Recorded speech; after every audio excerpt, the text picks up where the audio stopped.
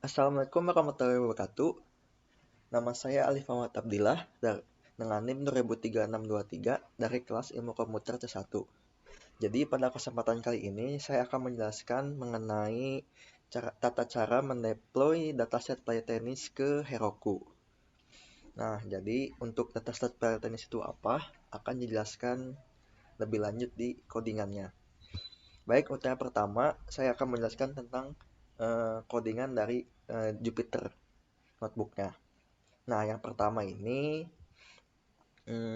ada saya ini mengimport berbagai fungsi-fungsi dari library. Yang pertama ini ada import pandas, saya juga mengimport naive Bayes dari fungsi sklearn, ada juga matrix dari fungsi dari library sklearn juga, ada juga label encoder untuk memanggil fungsi label encoder, ada juga import train test split untuk memanggil fungsi train test split dari sklearn model selection. Nah, jadi sebelumnya saya tuh sudah mendownload si dataset Playtennis-nya itu sendiri. Nah, jadi pertama saya import dulu dataset Playtennis-nya.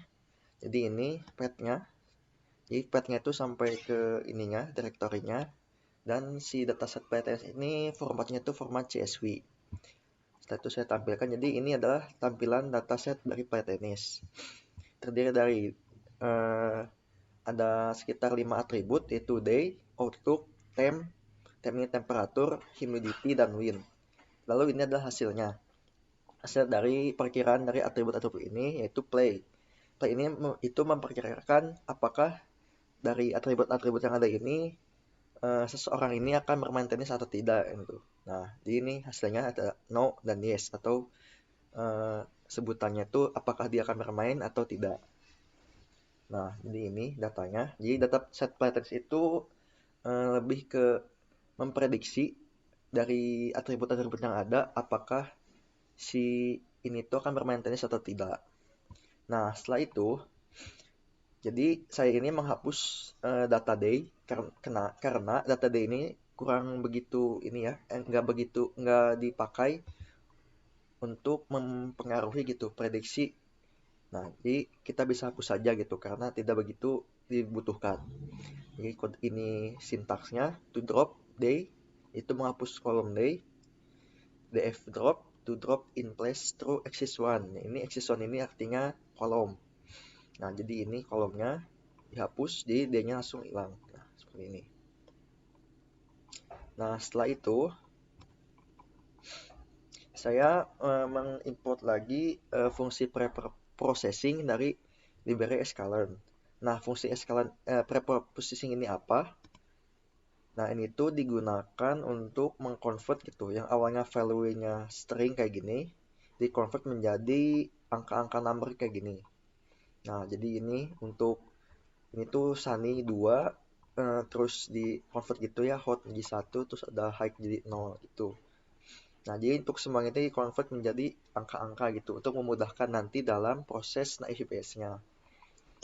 Yang seperti ini. Selanjutnya, nah ini tuh memasukkan si angka ini ke dalam sebuah variabel gitu. Nah, ya X ini apa? Nah, X ini tuh isinya tuh angka-angka dari ini, dari atribut outlook, temp, humidity, wind. Nah, jadi dimasukkan ke dalam sebuah variabel yang bernama X. Terus Y inginnya apa? Y yang itu berupa variabel ini isinya tuh data-data dari kolom play atau atribut play. Ya ini kayak ini 0, 0, 1, 1, 1, 1, 0, 1. Nah, ini bisa dicoba juga kalau misalnya jadi X. Kita langsung run. Oh bentar, salah. X besar harusnya. Nah, tuh ini kan sesuai ininya tuh, kolom. Berupa 4 kolom sampai ada 13 data. Nah, terus kita balikin lagi.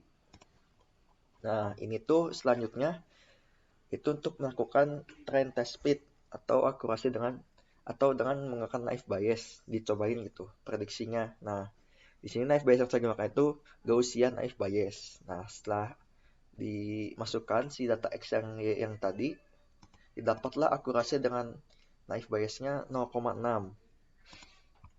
Nah, 0,6 ini tandanya prediksi ini tuh gak 100% bisa akurat gitu. Soalnya kan nama juga prediksi dari fungsi komputer gitu, gak selalu 100% benar gitu. Nanti juga ada test case-nya di mana si perkiraan ini tuh salah gitu.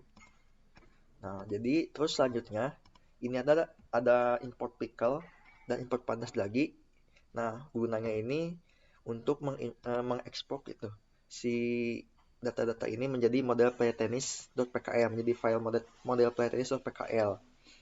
Nah, model playtennis.pkl ini digunakan untuk nanti dipakai di Python dan juga buat integrasi ke HTML-nya juga. Nah, selanjutnya kita akan bahas Python-nya.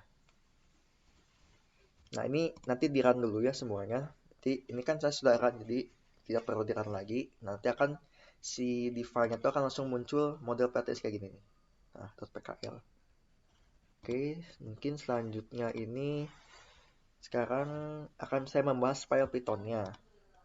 Nah, pertama juga saya import si fungsi-fungsi kayak pandas, numpy, dan pickle, dan flash. Nah, terus kita ini kearahin ke ininya si directory file dari model playtennis-nya yang ini. Nah, jadi untuk kalau misalnya setahu saya kalau di VSC ini kalau ngeran yang buat Python-nya ini harus full path. Nah, kayak gini nih. Nah, begitu nanti pas ngeran terus kita ganti dulu ke sini. Nah, yang ini tuh nanti digunakan kalau misalnya setelah mau setelah kalian ngeran Python terus kalian mau deploy ke Heroku-nya, nah kalian pakainya ini lagi itu. Jadi sekarang kita pakai yang ini dulu, yang full path-nya sampai ke direktori-direktorinya. Nah, udah gitu. Nah, terus si nilai-nilai dari atribut tadi saya masukkan ke sebuah variabel baru. Itu Outlook, masuk ke Outlook. Itu Outlook kan di dalamnya ada sunny, ada overcast, ada rain, terus ada temperatur, jadi masukin ke variabel baru. Terus ini juga sih yang ini tuh nanti saya masukin ke array gitu. Nah, array namanya X. Nah, setelah itu saya biar mempermudah ininya apa buat prediksinya. Nah, si yang awalnya angka tadi saya balikin lagi ke dalam bentuk string. Nah, jadi jika nanti outputnya 0 atau misalnya nilainya 0, nah akan menampilkan overcast gitu. Terus kalau misalnya ininya 1 akan array. Itu juga untuk atribut-atribut yang lain. Nah, begitu nanti misalnya nih ini outputnya itu yang tadi yang Y ya. Yang misalnya kalau misalnya si outputnya 0, maka akan muncul tampilannya no. Terus kalau misalnya si kelasnya ini 1, maka nilainya akan play. Kelasnya ini play. Setelah itu di render, nah si yang ini, yang variabel-variabel tadi itu saya masukkan ke dalam variabel lain untuk dimasukkan ke indeks HTML-nya. Kayak kelasnya saya masukkan ke hasil, nanti jadi di HTML-nya kita panggilnya hasil aja. Ada outlook, pakai untuk outlook, ada temperatur untuk temperatur, dan yang lain sebagainya. Terus setelah itu kita cobakan si Python-nya. Nah, ini tunggu sebentar.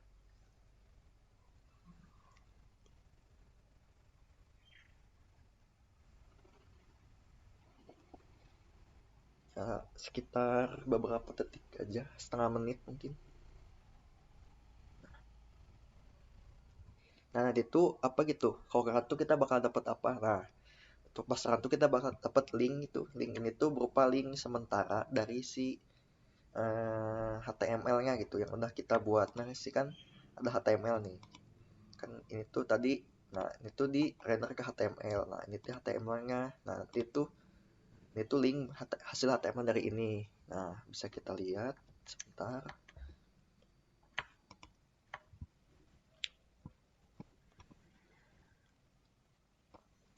Nah, ininya tuh seperti ini, HTML sementaranya. Itu nanti udah bisa dimasukin sama data-datanya. Nah, nanti hasilnya ini begini. Nah, mungkin untuk penjelasan HTML itu singkat aja, soalnya kan mungkin nggak beda jauh sama HTML biasanya. Nah, jadi sini tuh saya pakainya tuh ada pakai CSS juga, terus saya juga ambil ininya dari Bootstrap, beberapa desainnya ya. Terus ini ada footernya juga, saya pakai footer ini ngambil dari Bootstrap juga, dari Bootstrap, grupnya dari Bootstrap. Nah, terus ini masukannya, gitu. Nah, itu masukin langsung ke ininya aja, ke buat nampilin si datanya. Nah ini dia. Nah, ini tuh tadi sesuai nama yang tadi udah variabel yang saya masukin kayak ini. Nah, ini outlook, temperatur, humidity, wind. Nah, ini nanti masuknya ke sini. Kita langsung panggilnya itu sesuai yang di Python-nya gitu. Ini juga sama, si hasilnya kan itu kelas tuh. Kelas itu akan masuk ke variabel hasil, maka di HTML dia akan tampilkan variabel hasil gitu. Nanti si variabel hasilnya buat di sini. Nah, sini. Oke, mungkin segitu saja dari HTML-nya. Sekarang bagaimana caranya deploy ke Heroku-nya. Oke, sekarang pertama-tama kita buka dulu Git CMD-nya. Nah, jadi setelah kita buka Git CMD-nya, sekarang kita akan mendeploy si data play tenis ini ke Heroku. Nah, jadi ada yang perlu diubah dulu sebelum kita deploy di si code Python-nya, file Python-nya. Nah, sebelumnya kan untuk ngerun ini, kalau di VS Code ini kita harus full path gini nih. Nah, tapi misalnya kalau kita nanti buat deploy-nya masih pakai yang ini, nanti bakal apa ya? Mungkin hasilnya bakal error gitu, gak akan muncul si tampilan HTML-nya ini. Nah, jadi kita harus ubah dulu ke kayak gini, ke awalnya. Nah, udah kayak gini ya, langsung aja ketik Heroku login. Nah, kita tunggu. Nah, nanti kita langsung aja pencet enter di sini. Tunggu beberapa saat. Nah, nanti akan muncul gini. Nah, nanti akan pop up di browser ini.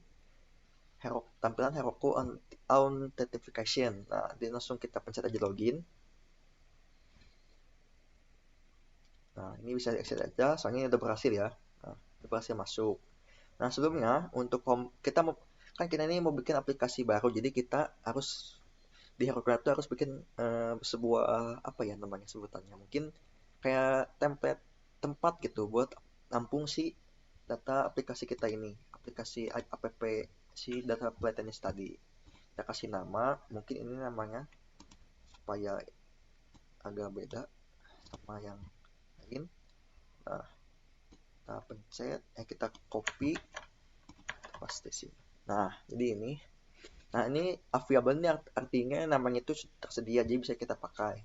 Itu kita create app. Nah, sip. Nah, ini artinya sudah berhasil ya. Nah, sekarang kita arahin si Git CMD ini ke folder yang ada data ininya, data tadi play tennisnya yang kita akan deploy. Nah, di sini kita pencet D dulu. Terus kita cd, arahin ke sini ke play tennis ini. Kita copy paste aja. Nah, di sini kita hapus D-nya soalnya kita udah di D kan.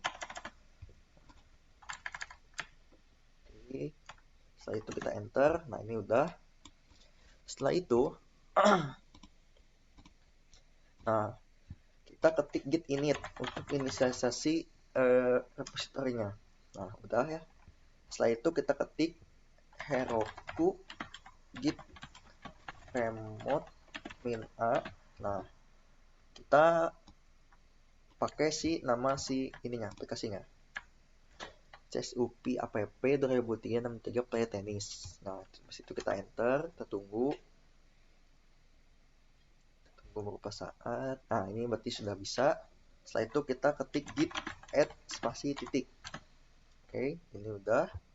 Setelah itu kita ketik git config min global user.email. Ini kita tulis email kita yang terdaftarin di Heroku-nya. abdillah09@upi.edu. Ya, sudah benar. Setelah itu kita masukin username. Username-nya ini bisa bebas. Git config dulu. Git config min global user.name. Nah, ini saya kasih nama Alif Abdillah aja supaya gampang diingat. Setelah itu kita ketik git commit